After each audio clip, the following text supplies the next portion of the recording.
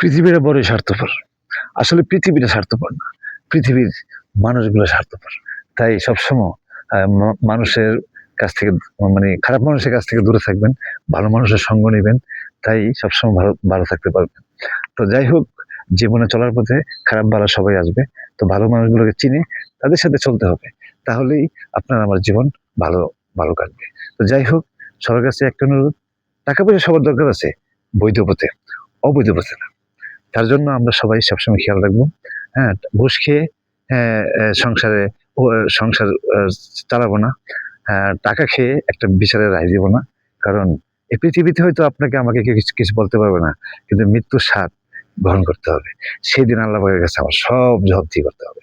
তার জন্য সবাই সবসময় বৈধ পথে টাকা কামাবেন, অবৈধ পথে না। জন্ম যেদিন নিয়েছি সেদিন থেকে মৃত্যুকে আমার সাথে করে নিয়ে এসেছি। মৃত্যু অনিবার্য। সবাই ভালো থাকবেন। আল্লাহ হাফেজ। ওকে।